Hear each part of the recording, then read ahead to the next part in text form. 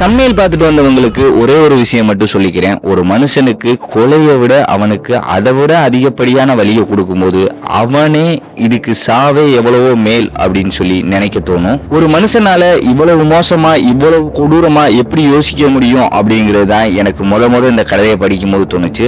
அதே மாதிரிதான் இந்த கதையை பார்க்கும்போது உங்களுக்கும் கண்டிப்பா தோணும். குறிப்பா இந்த கேஸ்ல இது இப்படித்தான் நடந்திருக்குமோ அப்படின்னு சொல்லி நீங்க நினைப்பீங்க. ஆனா கண்டிப்பா அது அப்படி நடந்திருக்காது. இது உங்களை வேற மாதிரியான ஒரு கோணத்துக்கு கண்டிப்பா கூட்டிட்டு போகும். அதுபோக இந்த கதையில முக்கியமா கொலையை விட அதிக வலியை கொடுத்தது கொலை பண்ண பயன்படுத்தின மெத்தடும் அந்த கொலை கருவியும் தான். அந்த கொலை கருவி அப்படிங்கிறது வேற எதுவும் இல்ல, காக்ரோச், அதாவது கரப்பாம்பூச்சி. இன்னைக்கு நாம பார்க்க போற கேஸ் அமெரிக்கால இருக்கிற புளோரிடால நடந்த ஒரு உண்மை சம்பவம். ஏப்ரல் 5, 2022 அன்னைக்கு ஒரு கால் வருது 911க்கு.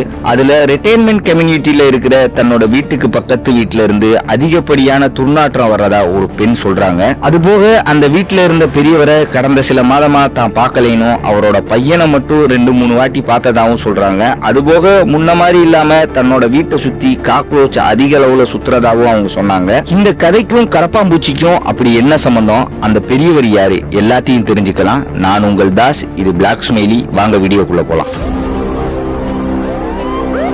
புளோரிடால இருக்கிற ஹோவர்ஹில் ரோடு பக்கத்துல இருக்கிற அந்த வீட்டுக்கு போலீஸ் அடுத்த 20 நிமிஷத்துல வந்து சேர்ந்தாங்க. பல முறை காலிங் பெல் அடிச்சு பார்த்தும் யாரும் கதவை திறக்கல. சரின்னு முடிவு பண்ணி ஃபயர் அண்ட் ரெஸ்கியூ டீமுக்கு தகவல் தெரிவிக்கிறாங்க. அடுத்த 10 நிமிஷத்துல வந்து சேர்ந்த ஃபயர் அண்ட் ரெஸ்கியூ டீம் அந்த வீட்டோட கதவை உடைக்க ஆரம்பிக்கிறாங்க. உடைக்கும் போது பாத்தீங்கன்னா உள்ள இருந்து ஒரு விதமான மோசமான துர்நாற்றம் வீசுது. அதுக்கப்புறம் அந்த வீட்டுக்குள்ள போக நினைக்கும் போது அந்த வீடு முழுசும் பாத்தீங்கன்னா வெறும் கரப்பாம்பூச்சியா சுத்திக்கிட்டு இருந்துச்சு.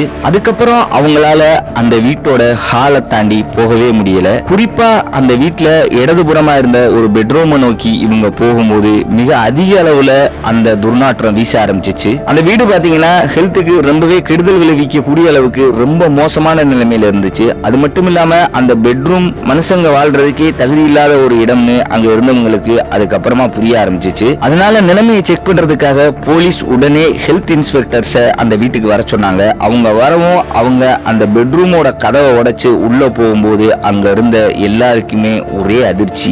ஏன்னா அந்த ரூம் முழுக்க மனுஷங்களோட மலமும் காக்ரோச்சும் நிரம்பி இருக்கிறத பார்த்தாங்க. இது மாதிரி ஒரு மோசமான இடத்தை அவங்க வாழ்க்கையில பார்த்ததே இல்லைன்னு அதுல இருந்த போலீஸ்காரர் ஒருத்தர் சொன்னாரு. அந்த மலம் அந்த ரூம் முழுக்க எல்லா இடத்துலயும் பரவி இருந்துச்சு. அதுபோக எங்க பார்த்தாலும் காக்ரோச் ஊர்ந்துகிட்டும் பறந்துகிட்டும் இருந்துச்சு. அதுக்கப்புறம் தான் அவங்க கவனிக்கிறாங்க அங்க இருந்த பெட்டு மேல ஒரு முதியவர் படுத்து இருக்கிறத. அதுபோக அவர் உயிரோட இருந்ததையும் கண்டுபிடிக்கிறாங்க. அந்த ரூமுக்குள்ள போன போலீஸ்காரங்களோட உடம்பு சூணு எல்லாரு மேலையும் காக்ரோச் ஏறி ஊற ஆரம்பிச்சிச்சு. செவத்துல, கதவுல, பெட்ல மட்டும் இல்லாம அந்த பெரியவர் மேலையும் கூட மலம் மற்றும் காக்ரோச் இருந்துச்சு. அதுபோக அதை பார்த்த இன்னொரு போலீஸ்காரர் என்ன சொல்றாருன்னா, எங்களால ஒரு 5 நிமிஷம் கூட அந்த இடத்துல இருக்க முடியல. உள்ள போனதுல 2 ஆபீசர் மயங்கிட்டதாகவும் சொன்னாரு. இதுல இருந்தே அதை பாக்குறதும் அதை ஸ்மெல்ல நுகர்றதும் எவ்வளவு மோசமா இருந்திருக்குன்னு தெரியுது. அந்த இடத்துல வாழ்ந்துட்டு இருந்த அந்த மனுஷனோட நிலைமைய ஒரு நிமிஷம் நீங்க யோசிச்சு பாருங்க. அவங்க அந்த மனுஷனை ஸ்ட்ரெச்சருக்கு தூக்கும் போது தலகாணியில இருந்து அவர் தலையை தூக்குனாங்க. அப்ப அவர் தலைக்கு அடியில இருந்தும் உடம்புக்கு அடியில இருந்தும்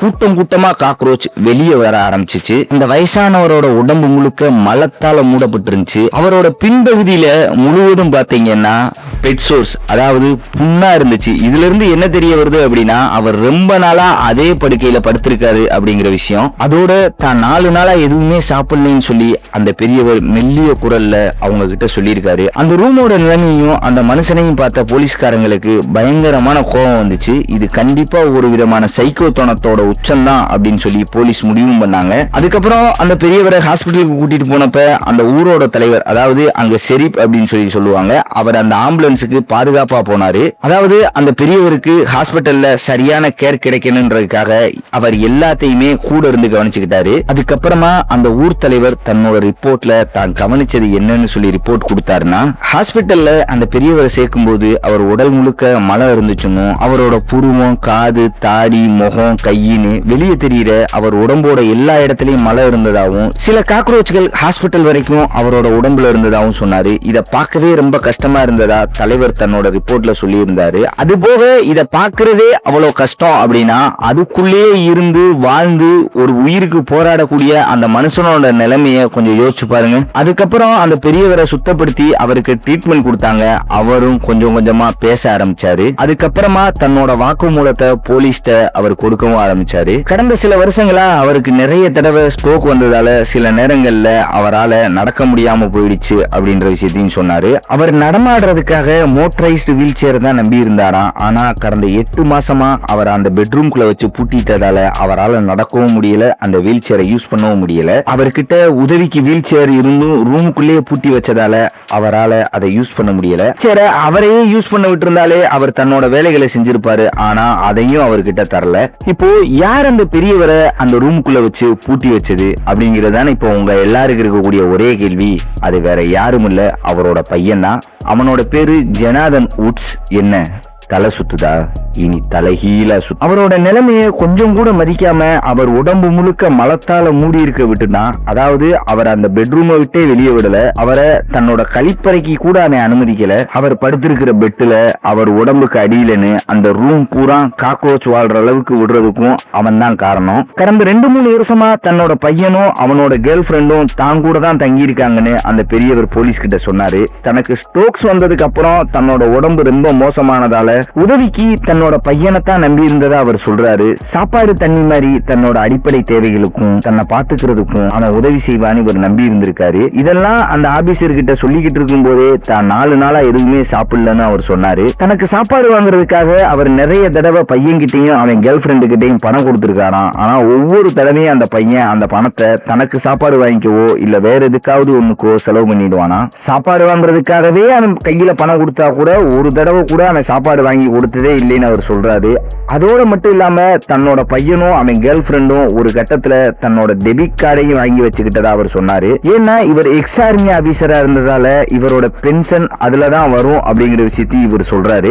அந்த பையனும் அவனோட கேர்ள் ஃபிரெண்டும் அந்த டெபிட் கார்டை வச்சு ஏதாவது ஷாப்பிங் பண்ணாங்களா இல்ல வேற ஏதாவது செலவு பண்ணாங்களா அப்படிங்கிற விஷயம் இவருக்கு தெரியல அப்படின்னு சொன்னாரு. அந்த பெரியவருக்கு பாத்தீங்கன்னா எதுலயும் அதிகாரம் இல்ல, அதனால அவங்கள மட்டும்தான் நம்பி இருக்கணும் அப்படின்னு அவர் ஃபீல் பண்ண வைக்கிறதுக்காக அந்த கார்டை எதுவும் புடுங்கி வச்சாங்களா அப்படிங்கிற விஷயமும் தெரியல. போலீஸ் ஸ்டேட்மெண்ட் வாங்கும்போது தன்னை 8 மாசமா அந்த ரூம்குள்ளேயே வச்சு பூட்டிட்டதா அவர் மறுபடியும் சொல்லிக்கிட்டே இருந்தாரு.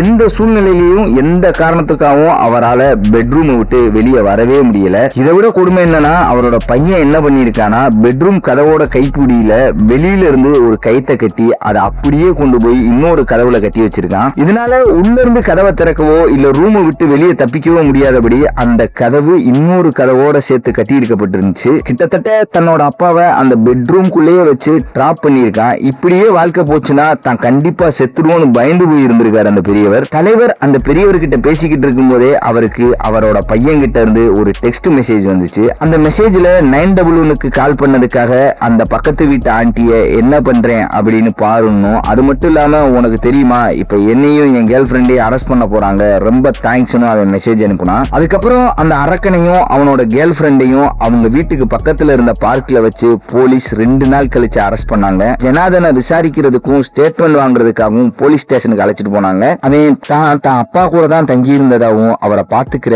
கேர்டேக்கர் பொறுப்புல தான் இருந்ததாகவும் ஜனாதனை தானாவே ஒத்துக்கிட்டான். போலீஸ் கிட்ட ஜனாதனை என்ன சொன்னான் தெரியுமா? சமீபமா நான் அவரை சரியா பாத்துக்கலன்னு எனக்கு தெரியும், ஆனா அவர்கிட்ட இருந்து அவ்வளவு மோசமாலாம் நாத்த வரல அப்படிங்கிற விஷயத்த சொன்னான். அதுக்கு போலீஸ் என்ன சொன்னாங்கன்னா, என்ன அவ்வளவு மோசமா நாத்த வரலையா? அங்க எந்த ஸ்மெல் எந்த நாத்தம் வந்தாலும் அது பிரச்சனை தான். அங்க அவ்வளவு மோசமா நாத்தம் வரலன்னு சொல்ற, உனக்கு என்ன பைத்தியம் எதுவும் பிடிச்சிருக்கா அப்படின்னு சொல்லி போலீஸ் அவனை திரும்ப கேட்டாங்க. அதுபோக சாப்பாடு விஷயத்தை பத்தி கேட்கவும் வீட்டுல சாப்பாடு இருந்துச்சுன்னு தனக்கும் தன்னோட கேர்ள் ஃபிரெண்டுக்கும் எப்பெல்லாம் பசிக்குதோ நாங்க அப்பெல்லாம் சாப்பிட்டுக்குவோன்னு ஜனாதன சொல்லியிருக்கான்.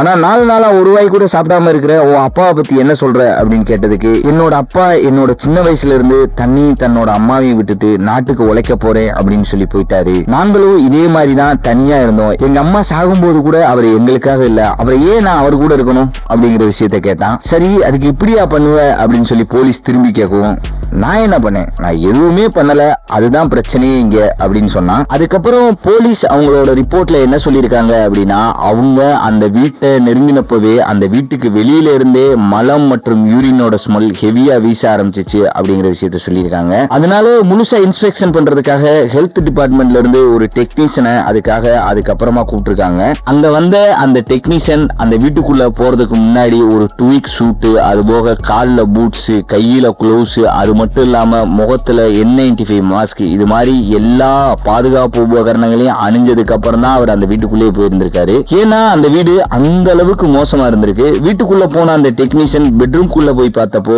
தரையில, பெட்ல, கண்ணுக்கு தெரியிற இடம் எல்லாத்துலயும் மழை இருந்ததை பார்த்திருக்காரு. ஒரு சில பகுதிகளிலையும் தரையையும் முழுசா மறைக்கிற மாதிரி அந்த ரூம் முழுக்க குப்பைங்க செதறி கிடந்திருக்கு. அதோட அந்த பெட் முழுக்க காக்ரோச் பாத்தீங்கன்னா ஊர்ந்துகிட்டே இருந்ததையும் அவர் பார்த்தாரு. அது எவ்வளவு இருந்துச்சுன்னா அந்த இடத்துல காக்ரோச்சால நிரம்பி இருந்துச்சு அப்படிங்கிற விஷயத்தையும் அவர் சொன்னாரு. அந்த மனுஷன் படுத்து தூங்கிட்டு இருந்த பெட் மேல இருந்த குப்பையாலையும் மலத்தாலையும் அந்த பெட்டே கண்ணுக்கு தெரியாத அளவுக்கு இருந்ததை அந்த டெக்னீஷியன் நோட் பண்ணியிருக்காரு. அந்த ரூம் முழுக்க பாத்தீங்கன்னா உள்ள மஞ்சள் நிறத்துல ஏதோ ஒண்ணு இருக்கிற நிறைய பாட்டில் சிதறி கிடந்ததை அவங்க கவனிச்சிருக்காங்க. அப்புறமா அதை டெஸ்ட் பண்ணி பார்த்தப்பதான் தெரிஞ்சிச்சு அந்த பாட்டிலுக்குள்ள இருக்கிற மஞ்சள் நிற பொருள் என்ன தெரியுமா, அது வேற ஒண்ணும் இல்ல, ஹியூமனோட யூரின் தான். அந்த பாட்டில்ஸ் எல்லாமே பாத்தீங்கன்னா ரூம் முழுக்க கண்டபடி செதறி கிடந்துச்சு. அந்த வயசான மனுஷனுக்கு யூஸ் பண்றதுக்கு டாய்லெட் கூட இல்ல, பாத்ரூம் போறதுக்கு வேற எந்த இடமும் இல்லைங்கிறதால அவர் நிறைய பாட்டில்ஸ்ல யூரின் போயிட்டு இடம் கிடைக்கிற இடத்துல எல்லாம் அதை வச்சிருக்காருன்னு இதுல இருந்து தெளிவா தெரிஞ்சது. டெக்னீஷியன் அதுக்கப்புறமா அந்த பெட்ரூமை விட்டு வெளியே வந்து அங்க இருந்த